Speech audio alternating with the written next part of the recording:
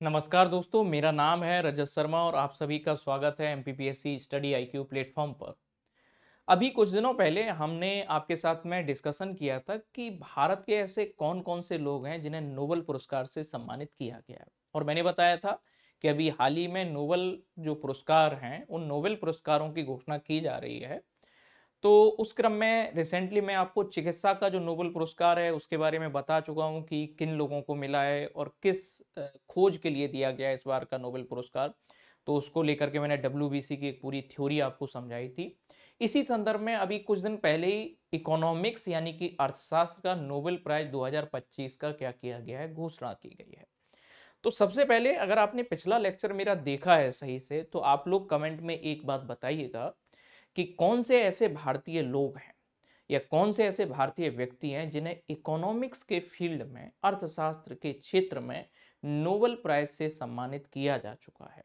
तो आपको नाम बताने हैं और कौन से वर्ष में किया गया है, ये दो बातें आपको कमेंट में, और जो भी लोग वीडियो देख रहे हैं हर एक लोग को ये कमेंट करना है। भले ही ऊपर कमेंट हुआ हो, आपको कमेंट तब भी करना है। अब रही बात कि इस वर्ष का जो नोबेल पुरस्कार दिया गया है इकोनॉमिक्स के फील्ड में या अर्थशास्त्र के क्षेत्र में, तो तीन लोगों को दिया गया है। एक तो जोएल मॉकेर, दूसरा फिलिपे एगियोन और पीटर हॉबिट।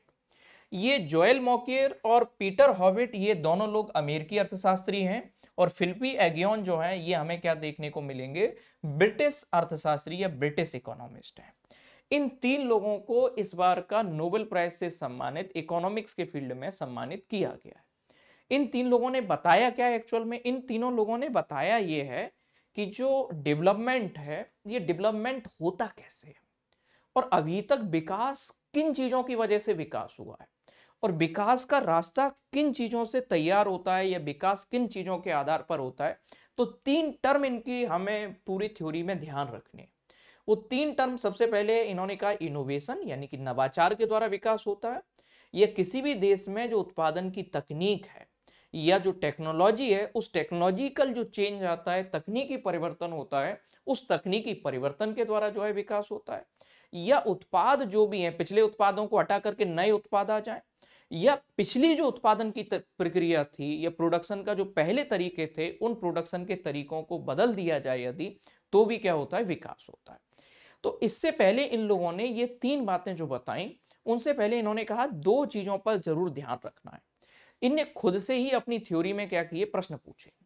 इन्होंने कहा कि हिस्ट्री को अगर एनालिसिस किया जाए तो इतिहास के आधार पर इकोनॉमिक डेवलपमेंट हुआ कैसे देश दुनिया में, या आर्थिक विकास जो है दुनिया भर में, अगर अलग अलग अर्थव्यवस्थाओं का हम अध्ययन करें या हम डिफरेंट डिफरेंट इकोनॉमी को स्टडी कर रहे हैं, तो आर्थिक विकास जो है उसका आधार क्या था दुनिया भर में अगर आप देखा जाए।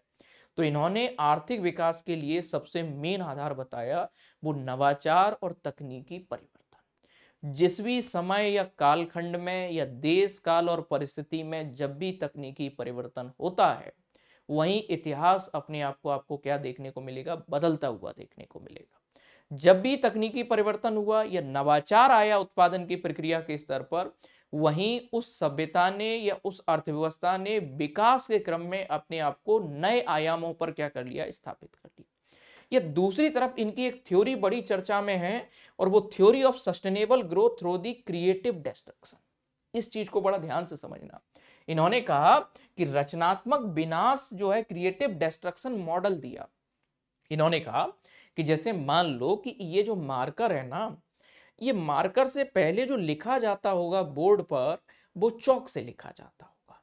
फिर हम व्हाइट बोर्ड लेकर के आए और उससे व्हाइट बोर्ड में हमने ब्लू या ब्लैक जो इंक मार्कर है उनका यूज किया। और अभी आप जो पढ़ रहे हो वो डिजिटल बोर्ड पे पढ़ रहे हो। डिजिटल बोर्ड पे हमने क्या किया कि एक तकनीक का इस्तेमाल कर रहे हैं। तो अब अगर आप देखो कि जब भी किसी भी अर्थव्यवस्था में या समाज में क्रिएशन होता है या ये इनोवेशन होता है, तो क्रिएशन या इनोवेशन से एक तरफ तो नया उत्पाद आता है कि क्रिएशन या इनोवेशन हुआ तो बाजार में या अर्थव्यवस्था में नया मार्कर आ गया। लेकिन पिछले जो उत्पादन के साधन थे या पिछले जो उत्पादन के उपकरण थे, वो क्या हो जाते हैं, बाजार से बाहर हो जाते हैं। यानी कि ये एक तरफ क्रिएशन होता है, दूसरी तरफ डिस्ट्रक्शन होता है। मतलब इस बात का यह है कि अर्थव्यवस्था में जब भी कुछ नया आएगा या जब भी तकनीक में परिवर्तन होगा, तो उससे कुछ चीजें जो है पीछे हट जाएंगी, या वो मुख्य धारा से दूर हो जाएंगी, या उनका विनाश हो जाएगा। जो पिछली परंपरागत चीजें हैं वो क्या हो जाएंगी, दूर चली जाएंगी, और नई चीज जो है उसका क्या कर लेगी, स्थान ले लेगी। जब तक नई चीज पिछली चीज का स्थान नहीं लेगी तब तक विकास नहीं होगा। इसी चीज को हमने क्या देखा, हमारी फिलॉसफी अगर आप पढ़ते हो, इंडियन फिलॉसफी या भारतीय दर्शन, और भारतीय दर्शन में जो पूरे 9 स्कूल ऑफ थॉट्स जो फिलॉसफी के हमें देखने को मिलेंगे, चाहे 9 दर्शन जो आप देखोगे, उन सभी दर्शनों में आपको किसी ना किसी रूप में ये बात आपको जरूर देखने को मिलेगी।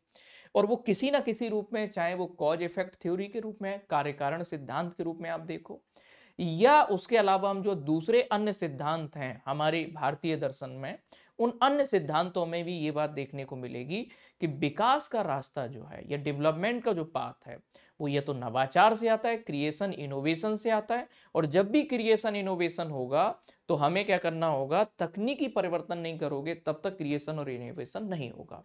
और क्रिएशन और इनोवेशन से जो भी कुछ नया निकल के सामने आ रहा है तो उसकी वजह से पिछला वाला चीज क्या हो जाएगी, रिप्लेस हो जाएगी, और उसकी जगह पे दूसरी नई चीज उसका क्या कर लेगी, स्थान ले लेगी।